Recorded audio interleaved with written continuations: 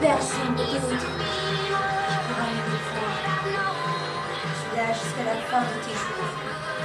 Tu seras même quand tu m'auras oublié et tu seras mort. Tu es marqué par moi comme par une cicatrice après une bagarre. Moi, je ne risque pas d'oublier, puisque je n'en ai pas d'autre à donner à personne. Fini. C'est fait. Jusqu'à la fin de ma vie. C'est donné. C'est donné. C'est toi qui l'as.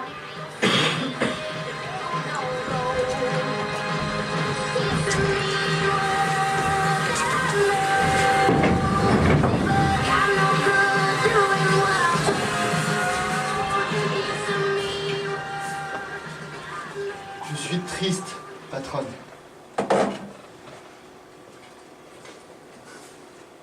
Je me sens le cœur bien lourd.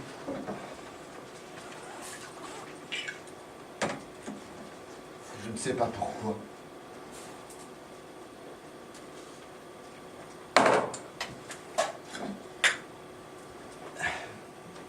Je suis souvent triste. Mais cette fois, il y a quelque chose qui cloche.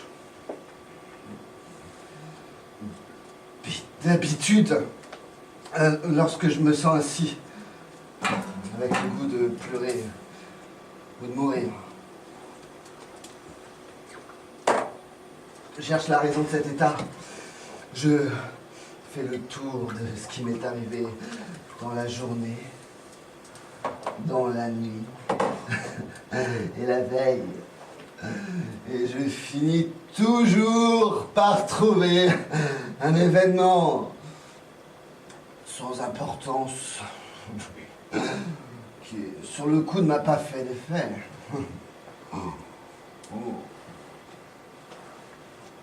Mais qui, comme une petite saloperie de microbe, s'est logé dans mon cœur et me le tord dans tous les sens. Alors, quand j'ai repéré quel est l'événement sans importance qui me fait tant souffrir,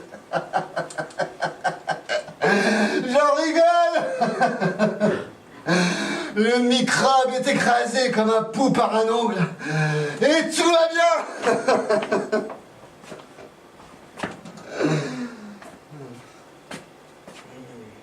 Et aujourd'hui, j'ai cherché, je suis remonté jusqu'à 3 jours en arrière. Une fois dans un sens et une fois dans l'autre. Et me voilà revenu maintenant, sans savoir d'où vient le mal. Toujours aussi triste, le cœur aussi lourd.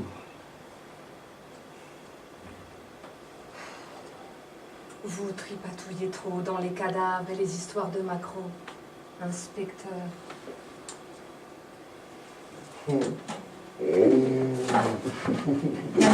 Il n'y a pas tant de cadavres et de macros. Si. Il y a beaucoup de macros, beaucoup trop. Oh, mais il vaudrait mieux davantage de cadavres et moins de macros. Ah, moi, je préfère les macros. Ils me font vivre. Ils sont bien vivants, eux.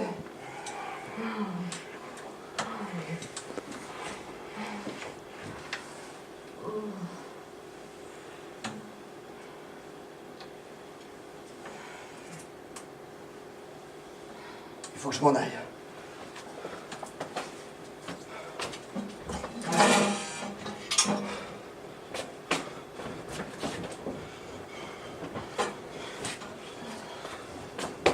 Adieu, patronne.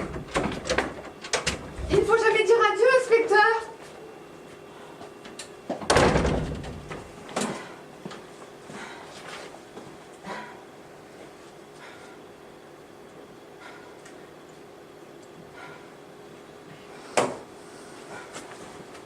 Et le verre, il faut le payer.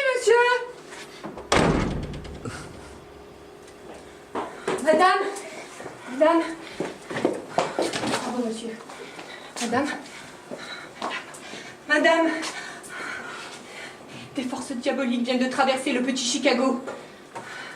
Tout le quartier est troublé. Les putes ne travaillent plus, les macs restent la bouche ouverte. Les clients ont fui. Tout s'est arrêté. Tout est pétrifié. Madame, vous avez abrité le démon dans votre maison. Ce garçon qui est arrivé récemment, qui n'ouvre pas la bouche, qui ne répond pas aux questions des dames, à se demander s'il a une voix et un sexe. Ce garçon pourtant au regard si doux. Ce beau garçon, décidément. Et on en a beaucoup parlé entre dames.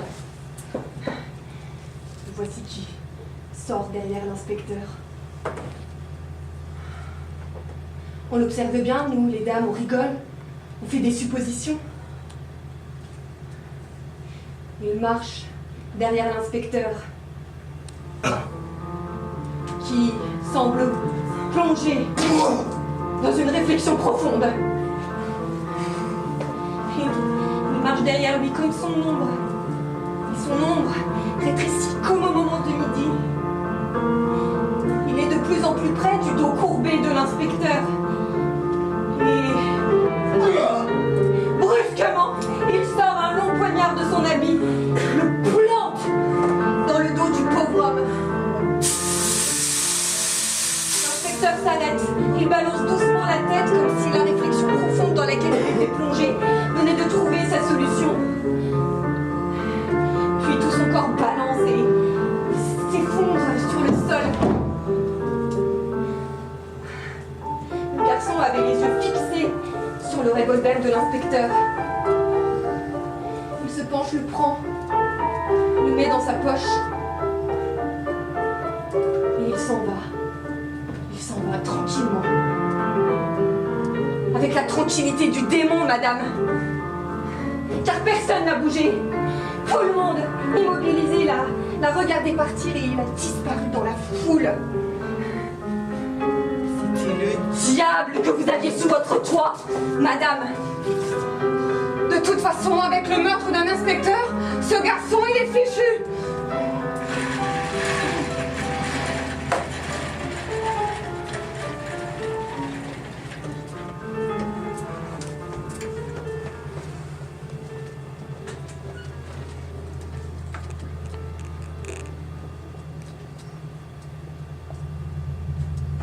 Tu es où, Poussin? Tu es où? Je ne ferai pas de mal. Poussin, tu es où, Poussin? Je ne te ferai pas de mal. Oh, ta sœur est une idiote. Tu ne parleras d'elle que je t'aurais tabassé. Maintenant, tu es une femelle. Jamais tabassé une femelle. J'aime bien les femelles. C'est ce que je préfère. Oh, c'est beaucoup mieux qu'une sœur tête. Oh, c'est emmerdant une sœur tête. Il faut tout le temps le surveiller, avoir l'œil sur elle. Oui, il faut tout le temps le surveiller, avoir l'œil sur elle. Bah, pour protéger quoi? Sa virginité. Vous avez vu ma petite sœur, madame? Alors, je vous dis, c'est emmerdant. Tout le temps que je passe à veiller sur toi est du temps perdu. Je regrette tout ce temps-là. Je regrette chaque jour, chaque heure perdue à l'avoir l'œil sur toi. À mon avis, on devrait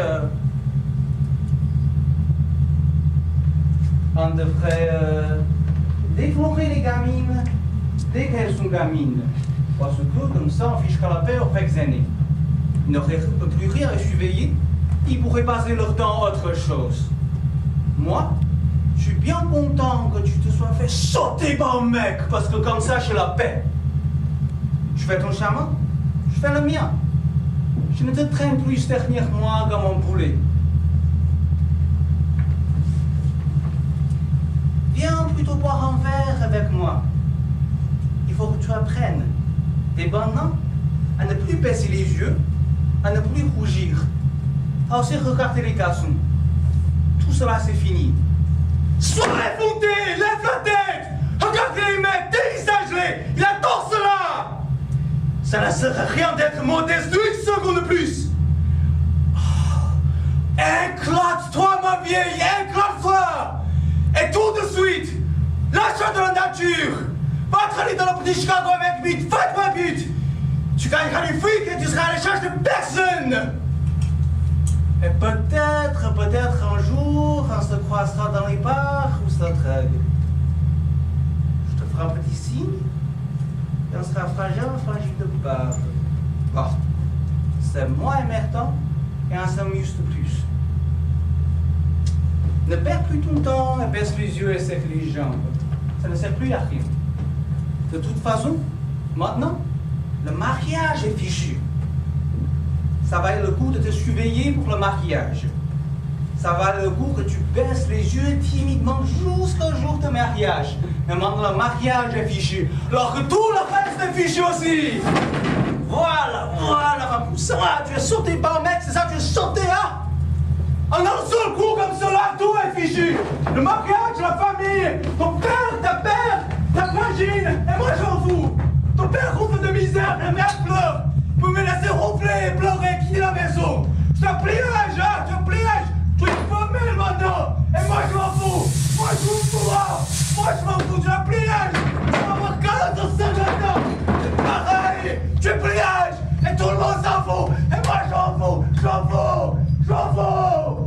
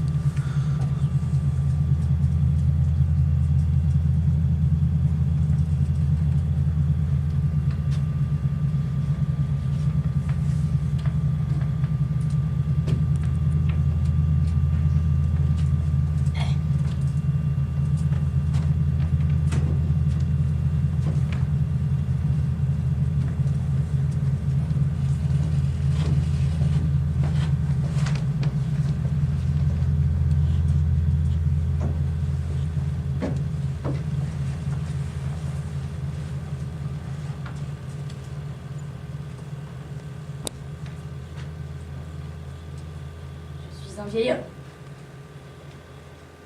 Je me suis attardée au-delà du raisonnable. Je réjouissais d'avoir attrapé le dernier métro, lorsque soudain, dans un carrefour de ce dédale, de couloirs et d'escaliers, je n'ai plus reconnu ma station. Je fréquente pourtant si régulièrement que je pensais la connaître aussi bien que ma cuisine. Cependant qu'elle cachait derrière le parcours limpide que je pratique tous les jours. Un monde obscur, de tunnels et de directions inconnues, dont j'ignorais l'existence. J'aurais préféré continuer à l'ignorer, mais que la seule distraction m'a forcé de connaître. Puis les lumières s'éteignent et ne laissent comme clarté que c'est des petites lanternes blanches dont j'ignorais même l'existence. Alors je marche droit dans ce monde inconnu le plus vite possible. Ce qui ne veut pas dire grand-chose pour le vieil homme que je suis.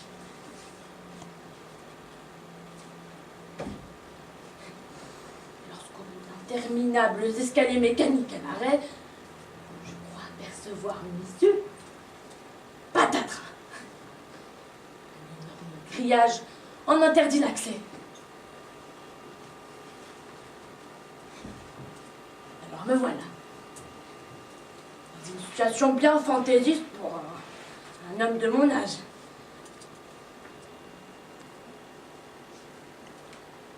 Puni de ma distraction et de la lenteur de mon pas. Attendre je ne sais pas trop quoi. Et je ne veux pas trop savoir, hein, car décidément à mon âge, de telles nouveautés sont difficiles à avaler. Sûrement le petit matin, oui, sûrement ça que j'attends dans cette station qui m'était aussi familière que ma cuisine et qui me fait peur maintenant. Mais je suis fort inquiet car je sais pas comment je vais revoir la lumière du jour après cette aventure aussi farfelue. Je ne pourrais plus ignorer la présence des petites lanternes blanches. Et puis, une nuit blanche. Je sais pas comment ça change la vie, j'en ai jamais fait. Tout doit être décalé, les jours ne doivent plus alterner avec les nuits, comme cela se faisait auparavant. Mais je suis fort inquiet au sujet de tout cela. Et vous, jeune homme? Vous qui avez des jambes bien agiles et l'esprit bien clair. Oui, c'est impossible que vous soyez fait piéger par ces grillages fermés. Et puis un jeune homme comme vous, les grillages fermés, vous les traversez comme une goutte d'eau à travers une passoire. Alors, vous travaillez ici? Parlez-moi un peu de vous, cela me rassurerait. Je suis un garçon. Normal et raisonnable, monsieur. Je ne me suis jamais fait remarquer. M'auriez-vous remarqué si je m'étais passé à côté de vous? J'ai toujours pensé que la meilleure manière de vivre tranquille était d'être aussi transparent qu'une vitre. Comme un caméléon sur la pierre, passer à travers les murs, n'avoir ni couleur ni odeur. Le regard des gens vous passe et voit les gens derrière vous, comme si vous n'étiez pas là. C'est une rude tâche d'être invisible. C'est un métier. C'est un très ancien rêve d'être invisible. Je ne suis pas un héros. Les héros ont les habits trempés de sang. Et le sang est la chose la plus visible au monde. Ça ne peut pas s'effacer. Quand un brouillard de fin du monde recouvrira la terre, il ne restera que les habits trempés de sang des héros. Moi, j'ai été un bon élève, monsieur. On ne revient pas en arrière quand on a été un bon élève. Je suis inscrit à l'université. Sur les bancs de la Sorbonne, ma place est réservée, parmi d'autres bons élèves, au milieu desquels je ne me fais pas remarquer. Je vous assure qu'il faut être un bon élève pour être à la Sorbonne. Discret et silencieux. Ce n'est pas une de ces universités de banlieue où sont les voyous et ceux qui se prennent pour des héros. Les couloirs de mon université sont silencieux, traversés par des ombres, dont on n'entend même pas les pas. Je retournerai demain à mon cours de linguistique, parce que c'est le jour, demain, de mon cours de linguistique. J'y serai invisible parmi les invisibles, discret et silencieux, dans l'épais brouillard de la vie ordinaire. Je suis comme un train que rien ne pourrait faire dérailler. Je suis comme un hippopotame enfoncé dans la vase et que rien ne pourrait faire changer, ni du rythme, ni du chemin qu'il a décidé de prendre. Il y a toujours déraillé. Ouais. Maintenant que je sais que n'importe qui peut dérailler n'importe quoi. Moi qui suis un vieil homme, moi qui pensais connaître le monde et la vie aussi bien que ma cuisine. Patatras. Me voici hors du monde, à une heure qui n'en est pas une, sous des lumières étrangères et avec surtout l'inquiétude de savoir ce qui va se passer quand les lumières ordinaires se rallumeront, quand passera le premier métro et quand les gens ordinaires, comme je l'étais, envahiront cette station. Puis, après cette nuit blanche, il va bien falloir que je sorte, par cette barrière enfin ouverte. Et je ne sais pas comment je reverrai le jour, ni comment je verrai le monde et comment le monde me verra ou ne me verra pas. Je vais tourner en rond dans ma cuisine et cela me fait très peur. C'est quoi avoir peur en effet? Vous bégayez très légèrement. J'aime beaucoup cela. Cela me rassure. Aidez-moi. Aidez-moi quand le bruit envahira cette gare. Aidez-moi à sortir de cette gare, à sortir et à traverser le grillage. Peut-être plus.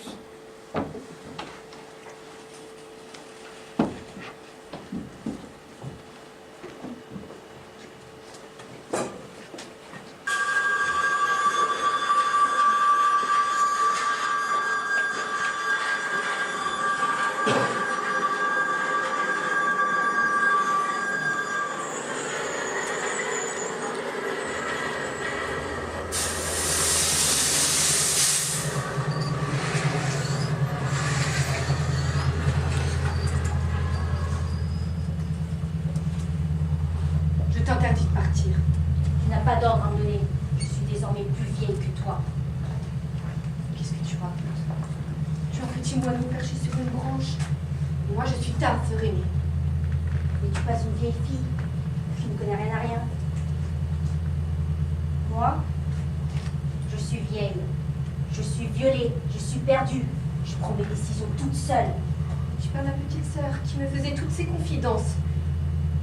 Mais tu penses une vieille fille qui ne connaît rien à rien devrait se taire devant mon expérience? De quelle expérience parles-tu? L'expérience du malheur ne sert à rien. Elle est juste bonne à être oubliée le plus vite possible. Seule l'expérience du bonheur sert à quelque chose. Tu te souviendras toujours des soirées tranquilles entre ton frère,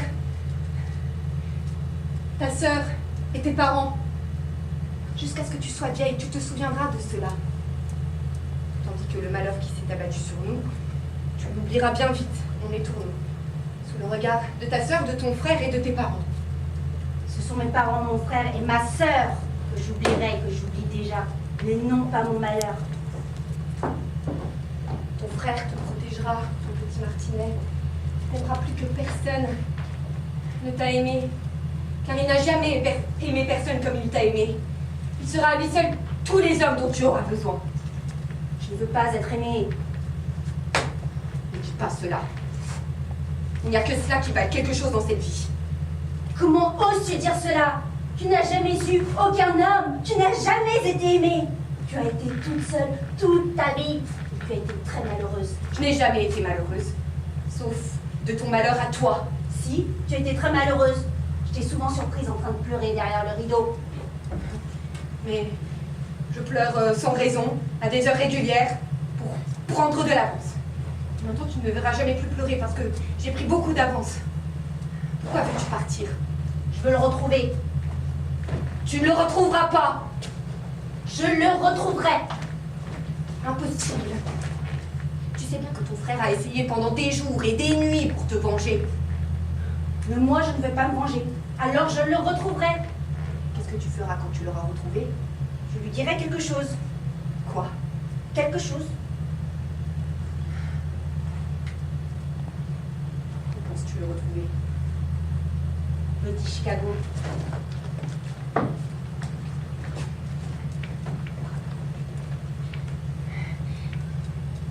Pourquoi veux-tu te perdre, colombe innocente? Non, ne m'abandonne pas. Ne me laisse pas toute seule. Je ne veux pas rester seule avec ton frère et tes parents. Je ne veux pas rester seule dans cette maison. Sans toi, ma vie ne vaudra plus rien. Plus rien n'aura de sens. Ne m'abandonne pas. S'il te plaît, ne m'abandonne pas. Je déteste ton frère, tes parents et cette maison. Il n'y a que toi que j'aime, Colombe. Colombe, il n'y a que toi que j'aime dans toute ma vie.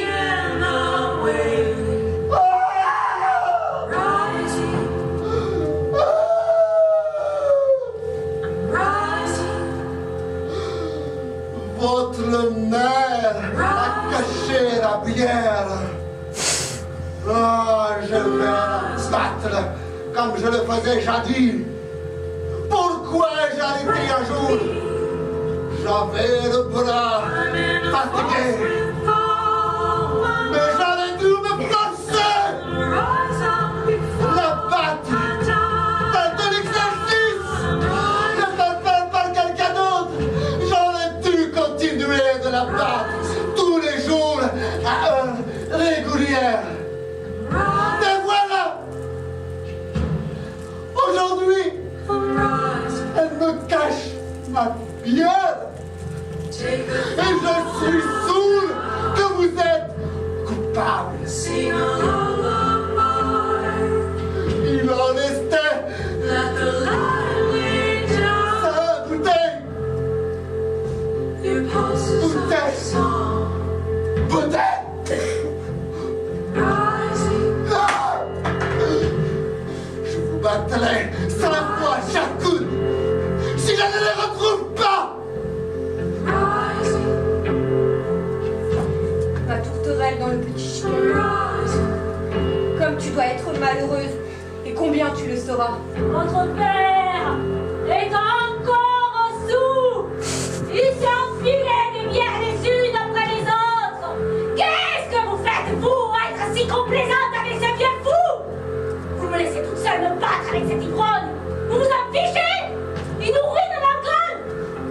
Vous êtes de petites sortes qui bavardaient.